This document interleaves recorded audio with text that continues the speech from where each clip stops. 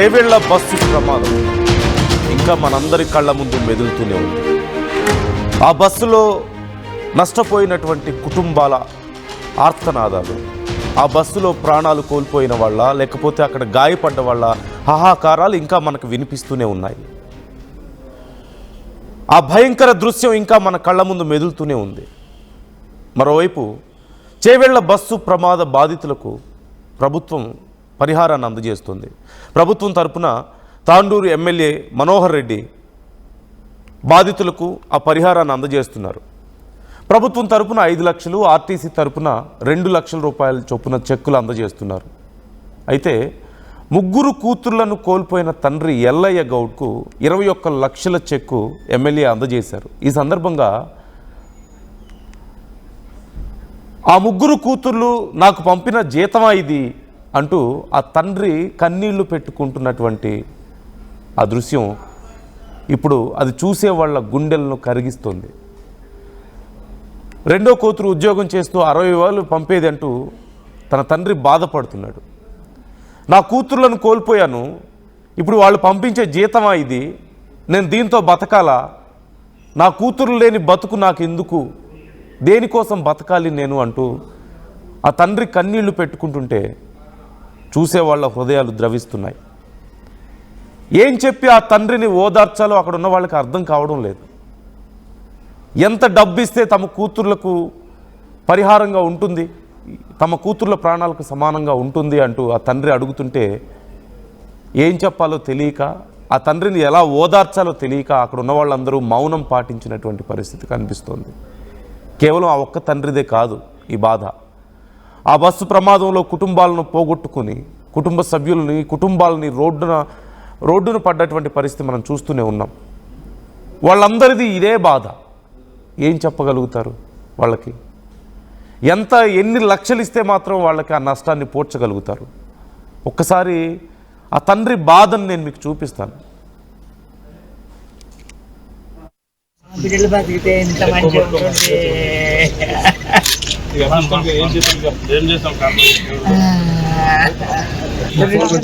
మెచ్చిపోయిరా పడలా వాళ్ళు పోయి పడలా చీత మెచ్చిరా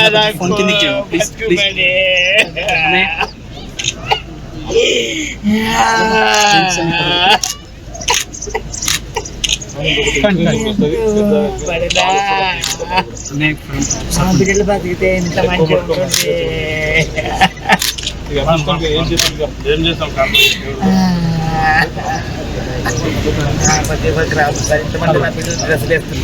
అందుకే సార్ ముగ్గురు ఒక్కరైనా ఉంటే సార్ అంటే కూడా దిగ్గరానికి మీరు ఒకటేసారి ఎత్తుకెళ్తారా సార్?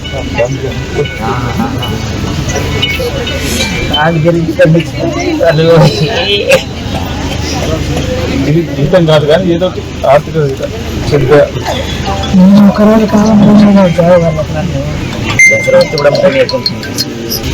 అందుకే సార్ ముగ్గురు ఒక్కరైనా ఉంటే సార్ అంటే కూడా దిగ్గరానికి మీరు ఒకటేసారి ఎత్తుకెళ్తారా సార్?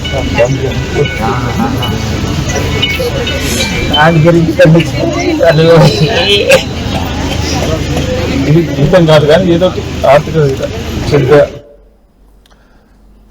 ఆ తండ్రిని ఏం చెప్పి ఓదార్చగలుగుతాం ఎవరైనా? 4 కూతుర్లు, పెద్ద కూతురికి పెళ్ళైపోయింది, రీసెంట్గానే పెళ్ళయింది. మరొక 3 కూతుర్లు మంచి చదువులు చదువుకున్నారు. ఇప్పటికే ఒక కూతురు ఉద్యోగం చేస్తుంది, ఒక కూతురు MBA చేస్తుంది, మరో కూతురు డిగ్రీ చేస్తుంది. చేతికి అందించినటువంటి పిల్లలు ఇన్నేళ్లుగా అల్లారు ముద్దుగా పెంచుకొని చేతికి అందొచ్చినటువంటి పిల్లలు చివరికి ఇలా విగత జీవులై తన కళ్ళ ముందు కనపడితే ఆ తండ్రి గుండె ఎలా తట్టుకోగలుగుతుందో ఒక్కసారి మనం ఆలోచించవచ్చు. ఎంత బాధను అనుభవించుంటాడు. ఈ మధ్యనే ఇంట్లో శుభకార్యం జరిగింది, పెద్ద కూతురికి పెళ్లి జరిగింది. ప్లాన్ చేసుకుని ఉంటాడు కదా, రెండో కూతురికి ఇదిగో నెక్స్ట్ ఇయర్ చేయాలి, మూడో కూతురికి అప్పుడు చేయాలి, ఇలా చేయాలి, అలాంటి అల్లుళ్ళు తీసుకురావాలి, వాళ్ళ కాపురాలు ఇలా ఉండాలి, మనవళ్ళు మనవరాళ్ళు, ఒక పండగ వాతావరణాన్ని ఊహించుకొని ఉంటాడు కదా ఆ తండ్రి. చిన్నప్పటి నుంచి పడ్డ కష్టాన్ని అంతా మర్చిపోయే సమయం కదా ఇది. కూతుర్లు జాబ్ చేస్తున్నారు, ఇప్పుడిప్పుడే ఎర్న్ చేస్తున్నారు. తను గౌరవంగా 10 మందిలో తన కూతుర్లని బాగా చదివించి ప్రయోజకుల్ని చేశానన్నటువంటి ఆ గర్వాన్ని చాటుకునేటువంటి సమయం కదా. ఈ సమయంలో ఈ బస్సు ప్రమాదం రూపంలో మృత్యువు వాళ్ళ కుటుంబాన్ని రోడ్డున పడేసినటువంటి పరిస్థితి కనిపిస్తుంది. వాళ్ళ కుటుంబం చితికిపోయింది. కేవలం ఈ తండ్రిది మాత్రమే కాదు, ఆ రోజు జరిగినటువంటి ప్రమాదంలో అక్కడ ఉన్నటువంటి ఆ భయానకమైనటువంటి దృశ్యాలు ఇంకా మన కళ్ళ ముందు కదులుతూనే ఉన్నాయి. నుజ్జైనటువంటి బస్సు, లారీ భాగాలు, విపరీతమైనటువంటి గాయాలతో కాళ్ళు చేతులు విరిగి కొంతమంది, రక్తం ఓడుతూ కొంతమంది, చిన్న పిల్లలు సైతం అక్కడ ప్రాణాలు కోల్పోతే బిడ్డల్ని కోల్పోయినటువంటి తల్లిదండ్రుల ఏడుపులు ఒకవైపు, ఎంత భయానకమైనటువంటి దృశ్యాలు ఆ రోజు మనం చూసాము, ఇంకా మన కళ్ళ ముందు మెదులుతూనే ఉన్నాయి. వాళ్ళకి ఇప్పుడు ప్రభుత్వం ఈ నష్టపరిహారాన్ని అందజేసే ప్రయత్నం చేస్తుంది. ప్రభుత్వం తరపున, ఆర్టీసీ తరపున. బట్ ఇలాంటి ఘటనలు రెగ్యులర్గా జరుగుతున్నాయి. ఈరోజు మనం చూసాం ఒడిశా ఆర్టీసీ బస్ ఘటన, రాత్రి మనం చూసాం. అలాగే చేవెళ్ళ ఘటన చూసాం, అంతకుముందు కర్నూలు ఘటన చూసాం. దేశవ్యాప్తంగా ఎన్నో ఘటనలు జరుగుతున్నాయి. బట్ ఈ మధ్య కాలంలో తెలుగు రాష్ట్రాల్లో ఇలాంటి భయానక ఘటనలు రిపీటెడ్గా జరుగుతున్నాయి. There should be something, some kind of exercise ఇవన్నీ జరగకుండా ఉండేందుకు. ఘటన జరిగిన 4 రోజులు ఏదో హడావుడి చేస్తే సరిపోదు. ప్రభుత్వాలు ఇప్పటికైనా కళ్ళు తెరవాలి. పదుల కుటుంబాలు, ప్రతి ఘటన జరిగిన ప్రతిసారి కొన్ని పదుల కుటుంబాలు రోడ్డున పడుతున్నాయి. పదుల సంఖ్యలో ప్రాణాలు కోల్పోతుంటే, కుటుంబాలు రోడ్డున పడుతుంటే ఇదిలాగే కొనసాగకూడదు. Government should open their eyes. ఆ 4 రోజులు హడావుడి చేయడం కాదు. ప్రాబ్లం ఎక్కడుంది? రోడ్ల మీద గుంతల కారణం అని చెప్పేసి మొన్న చేవెళ్ల ఘటనకు సంబంధించి చెప్తున్నారు. గుంతలను తప్పించబోయి బస్సే వచ్చి మమ్మల్ని గుద్దిందని చెప్పేసి డ్రైవర్, లారీ వాళ్ళు చెప్తున్నారు. లేదు, లారీయే ఓవర్లోడ్ కారణంగా వచ్చి మాకు ఢీకొట్టిందని చెప్పేసి బస్సులో ఉన్న వాళ్ళు చెప్తున్నారు, అధికారులు చెప్తున్నారు. అసలు రోడ్ల మీద గుంతలే దీనికి కారణం అని చెప్పేసి మరికొందరు అంటున్నారు. లేదు, అటు లారీ ఓవర్లోడ్ ఉంది, ఇటు బస్సు కూడా ఓవర్లోడ్ ఉందని చెప్పి మరికొందరు చెప్తున్నారు. ఎన్ని కారణాలు చెప్పినా, ఎన్ని లెక్కలు వేసుకున్నా రోడ్డున పడ్డ కుటుంబాలకు జరిగిన నష్టాన్ని ఎవరు పూడ్చలేరు. మీరిచ్చే 5 లక్షలు 7 లక్షలు ఆ కుటుంబాలను ఉద్ధరించవు, వాళ్ళ ప్రాణాలకి సమానం కావు. మొన్న మధ్య ఒక బీజేపీ నాయకులు మాట్లాడుతున్నారు, ఆ గుంతలుంటే స్లోగా వెళ్తారు, గుంతలు లేకనే స్పీడ్గా వెళ్ళి యాక్సిడెంట్స్ అవుతున్నాయని చెప్పి మాట్లాడుతున్నారు. ఒక బీజేపీ నాయకుడు, ఒక ప్రముఖ నాయకుడు. ఏం చెప్పగలం? ఏదో ఒక సివియర్ యాక్షన్ ఉండాలి ప్రభుత్వాల నుంచి. There must be some change. Maybe this is time to change. ఇలాంటి విషయాల్లో మార్పు జరగాల్సిన అవసరం ఉంది. పబ్లిక్ ట్రాన్స్పోర్టేషన్ విషయంలో కొన్ని మార్పులు చేయాల్సిన అవసరం ఉంది, కొంత ప్రక్షాళన చేయాల్సిన అవసరం ఉందని ఇవన్నీ మీకు సూచిస్తున్నాయి. ఇప్పటికి కూడా కళ్ళు తెరవలేదా? మరింత నష్టం, మరింత destruction. There will be more chaos. Patricia join అవుతున్నారు, డీటెయిల్స్ తెలుసుకుందాం. పెట్రిషియా, ఈ ఘటనకు సంబంధించి విచారణ అసలు ఎంతవరకు వచ్చింది? ఓ పక్క బాధితుల కుటుంబాలకు నష్టపరిహారాన్ని అందిస్తున్నట్లుగా తెలుస్తోంది. విచారణకి సంబంధించి డీటెయిల్స్ ఎలా ఉన్నాయి?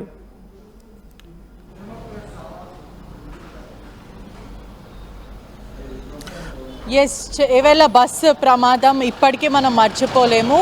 ఎవరైతే బాధితులు ఉన్నారో వాళ్ళందరికీ కూడా నష్టపరిహారం ఇచ్చారు. ఇప్పటికే తాండూరు ఎమ్మెల్యే మనోహర్ రెడ్డి ప్రభుత్వ తరపున నుంచి 5 లక్షలు, ఆర్టీసీ బస్ నుంచి కూడా దాదాపు డిపార్ట్మెంట్ నుంచి 2 lakhs, మొత్తం 7 lakhs వరకు అయితే ఇచ్చారు. ఎవరైతే ఎల్లయ్య గౌడ్ ముగ్గురు కూతుర్లని, ఆడబిడ్డలను కోల్పోయారో అతనికి దాదాపు 21 lakhs అయితే ఎమ్మెల్యే అందజేయడం జరిగింది. ముగ్గురు కూతుర్లు కూడా పంపించిన జీతమా ఇదంటూ కూడా వెక్కి గుండెలు పగలేలాగా అతను ఏడ్చాడు. మరోవైపు రెండో కూతురు కూడా 60,000 వరకు నాకు ఇచ్చేవాళ్ళు, అసలు నాకు డబ్బు అవసరం కూడా లేదు, వాళ్ళు సుఖంగా ఉంటే చాలు అని ఎంతో అల్లారు ముద్దుగా ఆ ముగ్గురు ఆడబిడ్డలను పెంచుకున్నాను నేను, కానీ దేవుడు ఏంటి నాకు ఇంత శిక్ష వేశారంటూ కూడా ఆ కుటుంబ సభ్యులు ఎంతో ఆవేదన వ్యక్తం చేస్తున్నారు.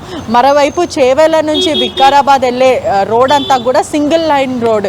గతంలో జరిగిన యాక్సిడెంట్లు కూడా ఎన్నో చోటు చేసుకున్నాయి. మొత్తం మీద ఆ రోడ్ అంతా కూడా రాళ్ళు, రోతులు, రప్పలు, మర్రి చెట్లతో రోడ్లతోని చాలా కష్టంగా మనుషులు వెళ్ళాలన్నా ఏదైనా బస్సు లారీ పెద్ద పెద్ద ట్రక్స్ వెళ్ళాలన్నా కూడా ఇబ్బంది అయ్యే వాతావరణంలో అయితే ప్రస్తుతం ఆ రోడ్స్ ఉంటాయి. గతంలో కూడా అనేక సార్లు దాదాపు 500 మంది పైన ఆ రోడ్లో చనిపోయారు. లాస్ట్ డిసెంబర్లో మొత్తం మీద 7 చనిపోయారు. మొన్నటికి మొన్న 21 మంది వరకు చనిపోయారు. మొత్తం ఇవంతా చూసుకుంటే కూడా ప్రభుత్వ నిర్లక్ష్యం అయితే ఖచ్చితంగా కనిపిస్తుంది. లోకల్ ఎంపీ విశ్వేశ్వర్ రెడ్డి చేసిన కమెంట్స్ కూడా ప్రస్తుతం తీవ్ర దుమారం రేగుతున్న పరిస్థితి. మొత్తం మీద సోషల్ మీడియా అంతా కూడా అతన్ని తిడుతున్న పరిస్థితి అయితే కనిపిస్తుంది. రోడ్లు మంచిగా లేకపోతేనే యాక్సిడెంట్లు కావు, ఒకవేళ రోడ్లు మంచిగా ఉంటేనే యాక్సిడెంట్లు అయితే అని ఇల్లాజికల్ మాటలు కూడా ప్రస్తుతము సోషల్ మీడియా అంతా కూడా తీవ్రంగా మండిపడుతున్నాయి. ఒకవైపు ప్రభుత్వం నుంచి ఓట్లు అడగడానికి కానీ ఏదైతే ఏ లోకల్ లీడర్ అయినా కూడా మరోవైపు ఇప్పుడున్న ప్రభుత్వం నుంచి గతంలో ఉన్న కాంగ్రెస్ పార్టీ వాళ్ళే కానీ లేకపోతే లోకల్ ఎంపీ కానీ వీళ్ళందరూ ఓట్లు అడిగేటప్పుడు రోడ్లు బాగు చేస్తాం, మీ బ్రతుకులు బాగుపడతాయి ఇట్లాంటి మాటలు మాట్లాడారు. కానీ ఇటువంటి యాక్సిడెంట్ వచ్చినప్పుడు ఎటువంటి కాషన్ కానీ ప్రికాషన్స్ కానీ ఎందుకు తీసుకోరంటూ కూడా ప్రజలు మండిపడుతున్న పరిస్థితి కనిపిస్తుంది. మొత్తం మీద ఆ కుటుంబంలో అయితే విషాద ఛాయలు నెలకొన్న పరిస్థితి. 3 చేతికొచ్చిన ఆడపిల్లలు చనిపోవడం అనేది చాలా బాధాకరమైన విషయం. 2 పిల్లలు కూడా వాళ్ళ తల్లిదండ్రులను కోల్పోయారు. ఇలా అనేక కుటుంబాలు రోడ్డు మీద పడుతున్న పరిస్థితి. లాస్ట్ డిసెంబర్లో కూడా 7 మెంబర్స్ చనిపోయారు. చావులు అవుతూ ఉన్నాయి. ఒక పండగకి వెళ్ళాలన్నా పబ్బానికి వెళ్ళాలన్నా కూడా ఇబ్బంది అయ్యే వాతావరణము. అట్లీస్ట్ ఆ ఊర్లో పిల్లనిద్దామంటే కూడా దిక్కు దివాన లేదు. పిల్లనివ్వడం పక్కన పెడితే చావులు అవుతున్నాయి. ఇది ఖచ్చితంగా చనిపోవడం కన్నా ఇది హత్యల కిందనే భావించాలంటూ కూడా అనేక మంది మాట్లాడుతున్న సిచ్యువేషన్. మొత్తం మీద ఇదంతా ప్రభుత్వం ఖచ్చితంగా మేల్కోవాలి. మరోవైపు కాషన్స్ రోడ్లు బాగు చేయడం, ఆ గుంతలు కానీ లేకపోతే అక్కడ ఉన్న ఏరియాస్ అంతా కూడా డెవలప్ చేయాల్సిన బాధ్యత అయితే ఉంది. ఇప్పటికైనా ప్రభుత్వం కళ్ళు తెరుచుకొని అసలు ఏం జరుగుతుందని చూస్తారా లేకపోతే ఇదే నిర్లక్ష్యం వల్ల ఇంకా చావులు వీరే హత్య చేస్తారనేది కూడా మొత్తం మీద తెలుస్తుంది. Right. Thank you Patricia, thanks for the details. ఈ ఘటనకు సంబంధించి డిఫరెంట్ ఒపీనియన్స్ మనం చూస్తున్నాం. ఓ పక్క లారీలో ఉన్నటువంటి ఆ డ్రైవర్ వాళ్ళేమో బస్సు వల్లే ఈ ప్రమాదం జరిగింది, ఆ గుంతలను తప్పించబోయి వచ్చి లారీ మీదకు దూసుకొచ్చిందని వాళ్ళు చెప్తున్నారు. మరోవైపు లేదు, లారీ ఓవర్లోడ్ అయి ఉంది, దానివల్ల కంట్రోల్ అవ్వలేదు ఆ గుంతల్లో, అందుకని బస్సు మీదకి వచ్చిందని చెప్పేసి మరి కొంతమంది మాట్లాడుతున్నారు. ఇలా డిఫరెంట్ ఒపీనియన్స్ మనకు కనిపిస్తున్నాయి. పోలీసుల నుంచి ఇంకా ఎగ్జాక్ట్ దీనికి సంబంధించి అసలు విచారణలో ఏం బయటపడిందనేది తెలియాల్సి ఉంది. అసలు ఇవన్నీ కూడా కాదు, గుంతలు ఉండడమే అసలు ప్రమాదానికి కారణం అని చెప్పి మరికొంతమంది అంటున్నారు. ఇవన్నీ ఒక ఎత్తు అయితే ఇట్స్ ల్యాక్ ఆఫ్ కంట్రోల్ ఇక్కడ మనకు క్లియర్గా కనిపిస్తుంది. అంటే లారీలు ఎంత ఓవర్లోడ్లో వెళ్తున్నా ఎవరు పట్టించుకోరు, రోడ్ల మీద ఎన్ని గుంతలు ఉన్నా ఎవరు పట్టించుకోరు. And of course some times అది ఆర్టీసీ బస్ అయినా ప్రైవేట్ ట్రావెల్స్ అయినా సరే ఓవర్లోడ్, ప్రజలు ఎక్కువ ఉండాల్సిన దానికంటే ఎక్కువ మంది ప్రయాణికులు ఎక్కినా లేకపోతే. సో మీ అభిప్రాయాలు ఎలా ఉన్నాయి ఈ ఘటనల పట్ల? ఎవరో ఒకరిని బ్లేమ్ చేసి ఎవరో ఒకరి మీద ఇద్దరి మీద చర్యలు తీసుకొని ఆ యాజమాన్యాల మీదో లేకపోతే ఆ డ్రైవర్ మీదో కొంత కాంపన్సేషన్ ఇస్తే సరిపోతుందా?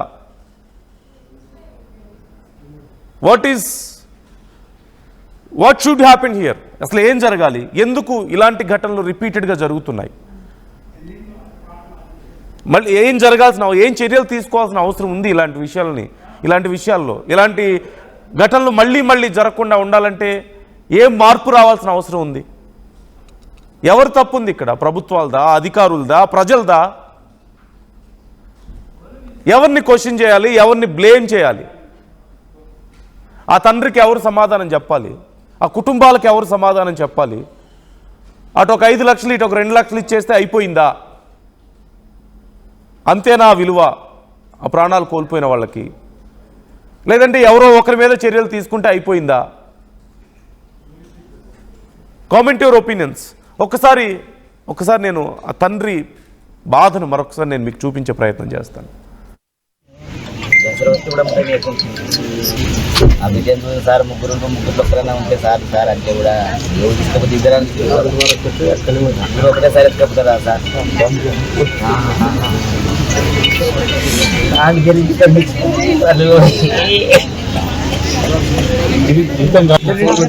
మించిపోయిరా పడలా వాళ్ళు పోయి పడలా సీత మించిరా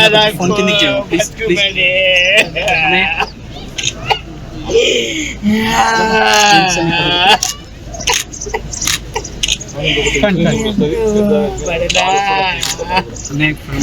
బిడ్డలు బతికితే ఎంత మంచిగా ఉంటుంది.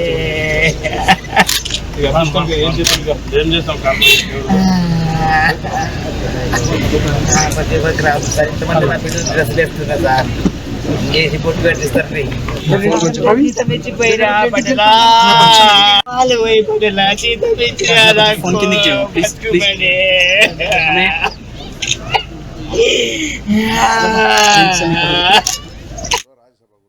ఇల్లైనా ఫ్యాక్టరీ అయినా క్లినిక్ అయినా రూఫ్ ఉంటే safe. Truzon solar system install చేయండి. బిల్ తో పాటు టీపీ తగ్గించండి. నువ్వు సూపర్ స్టార్ అయ్యా. Truzon solar power, super power. Local to global news at your finger tips. మీ చేతిలో ఒక ఆయుధం. Download R TV app. Media legend Ravi Prakash is back.